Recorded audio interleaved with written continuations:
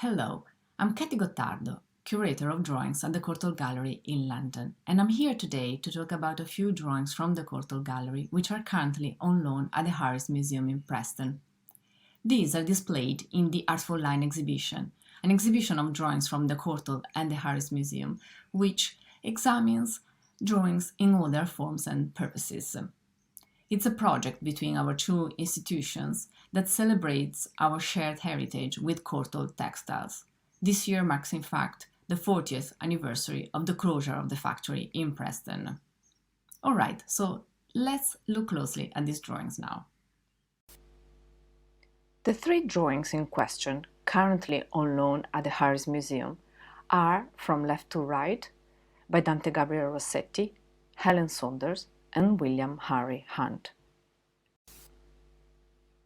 Let's begin with the portrait of Elizabeth Siddal, commonly known as Lizzie, depicted here by her lover, the painter Dante Gabriel Rossetti. Rossetti was one of the major contributors to the artistic movement that came to be known as the Pre-Raphaelites Brotherhood. These were a group of artists who wanted to revive the art and culture of the Middle Ages and the early Renaissance. They were advocates of moral reforms and a return to truth, to nature in art. In this delicate and intimate drawing, Rossetti reveals an important aspect of his relationship with Siddal, that of fellow artists. Siddal was in fact a model, a muse, a mistress, and later a wife to Rossetti.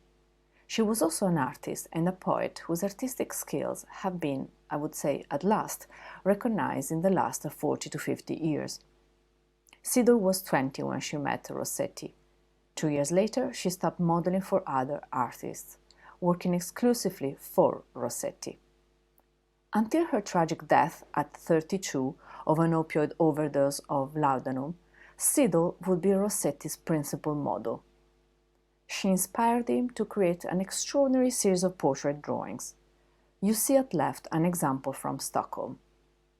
Because Rossetti portrayed her so often, it is not always straightforward to give a date to these drawings. Generally, it is thought the majority probably date to 1854-55, when Rossetti's feelings towards her were at their most tender, like here in the Courtauld drawing. Before meeting Rossetti, Siddal was also modeling for other fellow artists, including Millais, who portrayed her as Ophelia, a character in William Shakespeare's play Hamlet. This painting has become the most iconic and familiar image of Ophelia, as well as of Siddal. In this drawing from Birmingham, at left, Rossetti portrayed Lizzie Siddal at work in his studio in Blackfriars in London. The heavily applied brown wash has somehow made it difficult to read the details of this drawing. However, I hope that the image allows you to appreciate the fast drawn lines executed with a pen and the quickly rendered hatching. I refer to these parallel lines in the background. The two figures seem almost in opposition. His relaxed attitude on one side, with his legs on a chair and his hands in his pockets, contrasts with her intensity, absorbed as she is in capturing carefully his features. Let's now go back to Rossetti's drawing of Siddal, currently on display at the Harris Museum. Siddal is shown seated upright on a low seat or ottoman, absorbed in the act of painting at her easel. She seems unaware of Rossetti's presence behind her. She is depicted steadying her hand with the use of a maul stick. This is a stick used by painters to support the hand when holding the paintbrush, thus allowing the artist to avoid touching the surface of the work with one side of the hand. What Siddal holds between the fingers of her right hand looks like a very thin brush or even possibly a pencil, suggesting that Rossetti might have captured her as she was sketching in pencil the preliminary outlines of the composition. He captured her features with a soft and delicate line, while he used the heavier lines with the sharper tip of the pencil to define the folds and outlines of her dress. We can clearly see that he made changes to her profile. Notice this slightly darker area between her nose and chin. This is where Rossetti corrected the previously drawn profile, reducing it in size. He did the same around the edge of her hair. These corrections make Siddle's head appear smaller and more in proportion with her upper body. I would like to end our discussion of Rossetti and Siddle by showing a work by Siddle. This is one of her most finished drawings. It was Rossetti who gave the title to this work, Lovers Listening to Music. We don't know where Siddle took her inspiration for it, but it is likely that its source was literary. Poetry and literature played in fact a key role in the development of the Pre-Raphaelite paintings and drawings. Notice how the female figure of the couple, seated on the bench, resembles Siddle. Compare her profile with the Courtauld drawing at right. During her lifetime, Siddle's own art was appreciated, most notably by the great Victorian writer and art critic John Ruskin. Ruskin bought many of her works for his own collection, helping her financially when she was in hardship. Another masterful example of a portrait executed in chalk is this drawing by the artist William Henry Hunt. Hunt was born with a physical condition that hampered his movements. This made large-scale painting or painting in the open air more difficult for him. However, it didn't stop his career. Instead, he specialized in still life and figure painting, which he could easily work on while being indoors.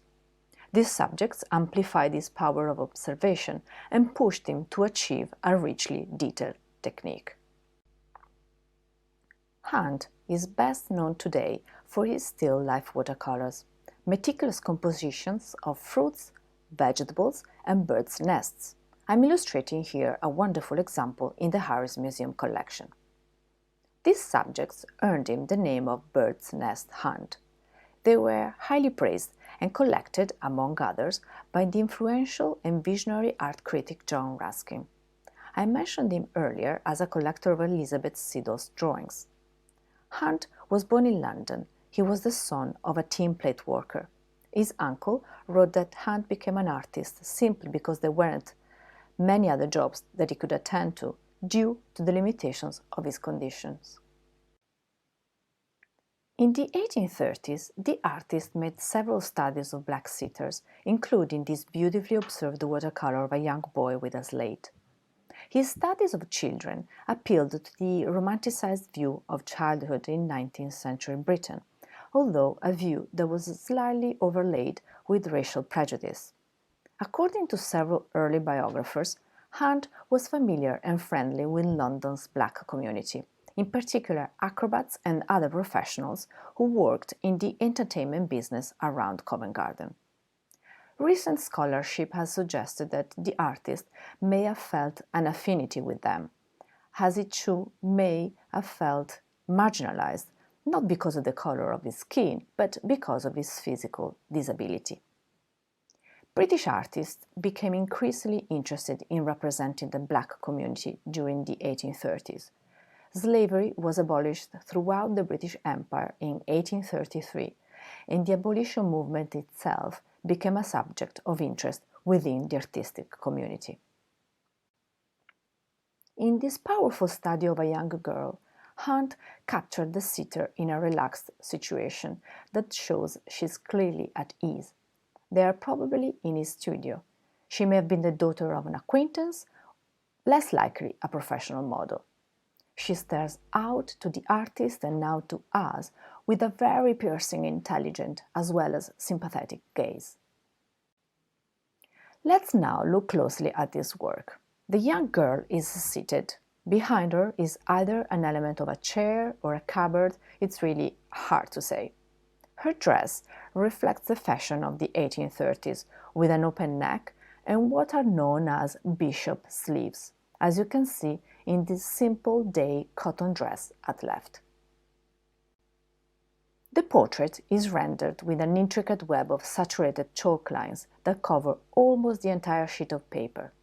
But it's really on her head that this layer becomes so intricate that makes it difficult to understand how he managed to achieve this. In particular, even after looking at it under the microscope, we are still unsure how he executed the tight maze over here. Probably with a combination of graphite, black chalk and gum arabic, also known as acacia gum, a binder that is applied with water. The image at left shows this area through transmitted light. That means a source of light shown from behind the paper. A closer look allows us to spot that in order to render the effect of light on the girl's pupil, Hunt scratched out the paper to reveal the whiter fibers underneath, creating even a little pinhole. For such a small area, there is a lot of precise work in just the eye alone. He also added a tiny spot of white opaque watercolor to convey the reflection of light on her eye. Let's admire one more time the extraordinary effect achieved on her pupils. Now, do adjust your eyes to a very different type of drawing, a work by Helen Saunders.